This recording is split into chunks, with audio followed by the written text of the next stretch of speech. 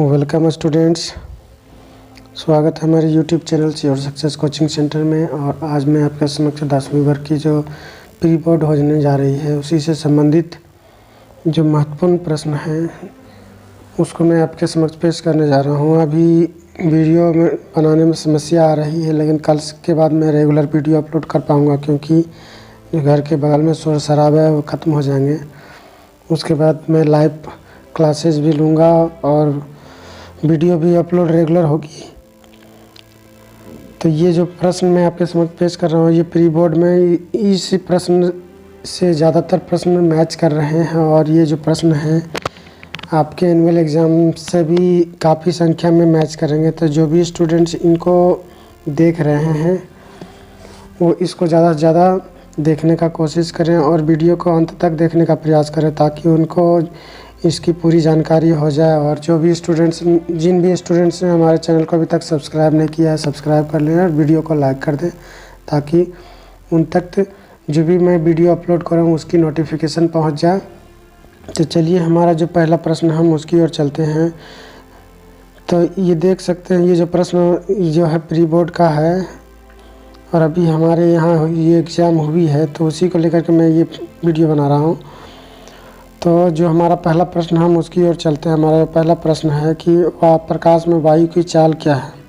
तो प्रकाश में वायु की चाल the speed of light in air is 3 × 10⁸ metre per second. 3।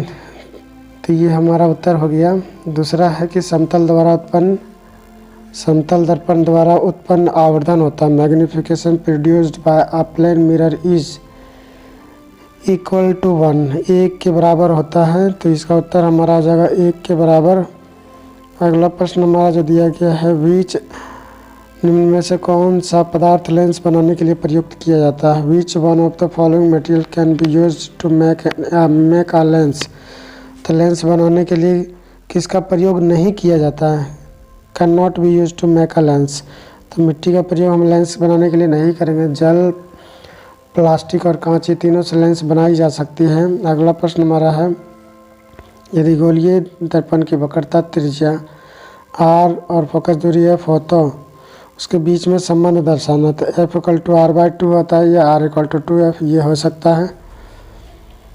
तो अगला प्रश्न हमारा जो है वह कौन सा दर्पण है जो किसी वस्तु का प्रतिबिंब हमेशा काल्पनिक और सीधा और छोटा बनाता है। काल्पनिक, सीधा और छोटा बनाता है। तो ये इसका उत्तर हमारा हो जाएगा उत्तल दर्पण, क्योंकि अवतल दर्पण में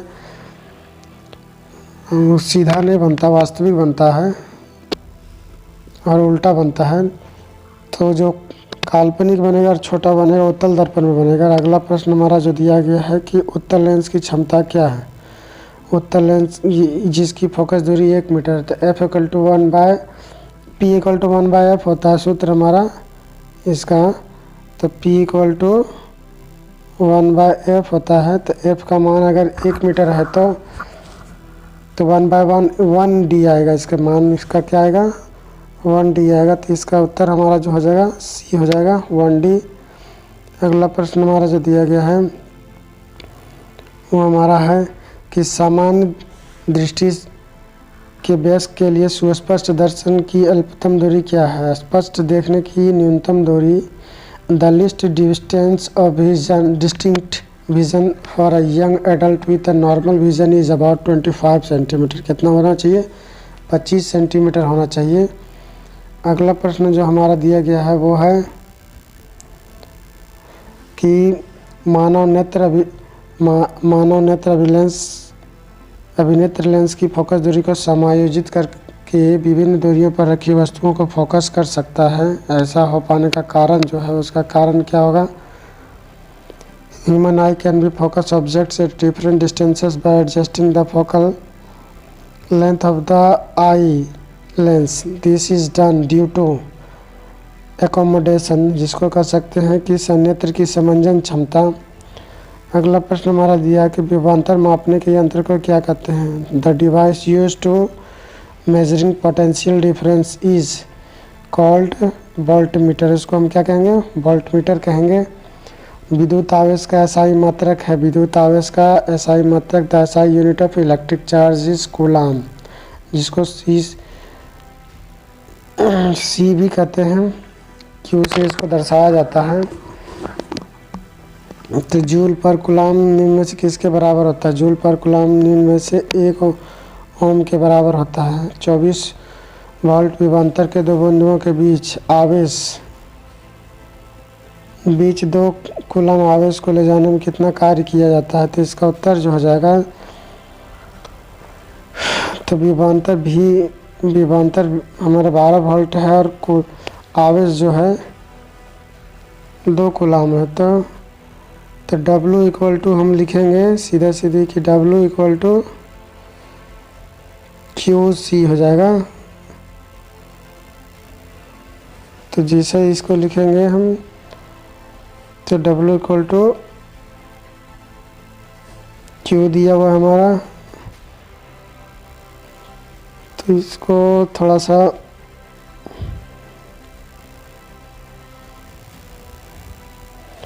तो इसका उत्तर जो है हमारा जो हो जाएगा वो हो जाएगा हमारा उत्तर 24 हो जाएगा। तो इसका उत्तर हमारा जो हम सीधा सीधी कर सकते हैं कि 24 जूल हो जाएगा।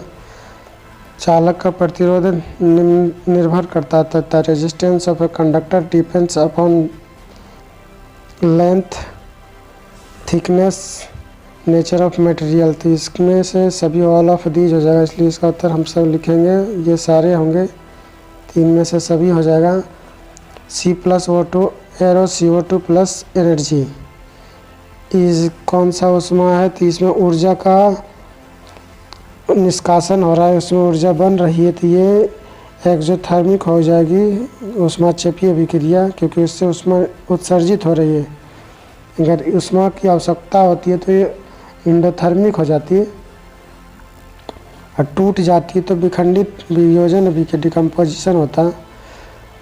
तो अगला प्रश्न हमारा, निम्नलिखित में से कौन सूर्य के प्रकाश में वियोजित हो सकता है? तो वियोजित हो जाता है वो सिल्वर क्लोराइड वियोजित होता है। चिप्स की थैली में कौन सी गैस भरी रहती है? Which gas is filled in chips bag? तो नाइट्रोजन गैस भरी जाती ताकि उसका जो है उपचयन होने से बचाया जा सके, खराब होने से बचाया जा सके। अगला प्रश्न हमारा दिया है कि संक्षारण के कारण चांदी पर चढ़ने वाली परत का रंग होता है। तो चांदी में पड़ने वाली परत का रंग काला होता है। विरंजक चूर्ण का रासायनिक सूत्र है। The chemical formula of bleaching powder is CaOCl2 calcium oxychloride. अगला प्रश्न हमारा जो दिया गया है, 1 बिलियन लाल लिटमस को नीला करता है उसका संभावित pH है। तो 1 मिलियन लाल लिटमस को नीला करता है उसका संभावित pH 10 हो जाएगा। अगला प्रश्न जो हमारा है तो है अपच उपचार में निम्न में से किस औषधि का प्रयोग होता है? तो इसका उत्तर हमारा हो जाएगा एंटासिड। अगला प्रश्न हमारा है, निम्न में से कौन अम्लीय है? इनमें से कौन अधिक अम्लीय है? Which one of the following is more acidic?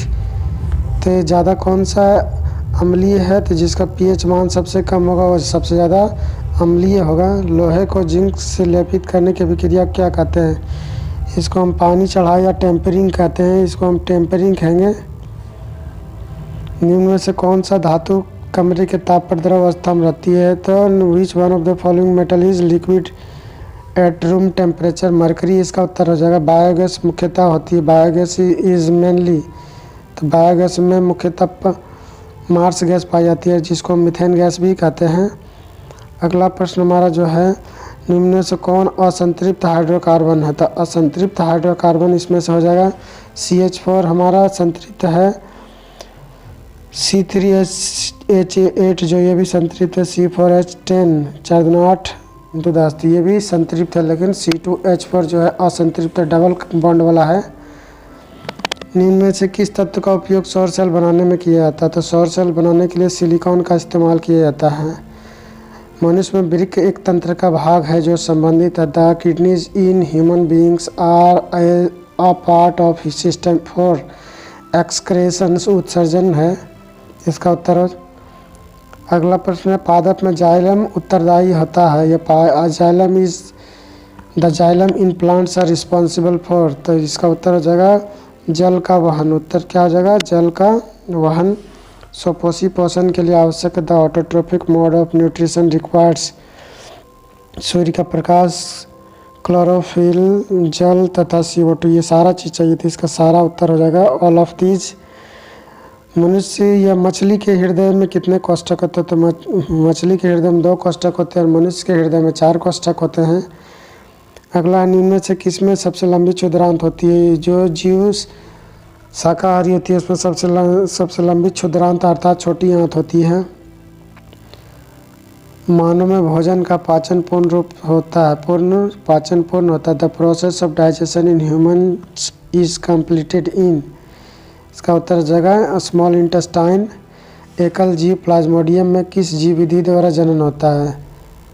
Through which method is reproduction in single organism? Plasmodium brought about multiple fusion, बहुखंडन इसको कह सकते हैं। अगला प्रश्न हमारा जो है, ईस्ट किस विधि द्वारा अलैंगिक जनन करती है? ईस्ट जो है उसका जनन की विधि जो होती है वो बर्डिंग कहलाती है,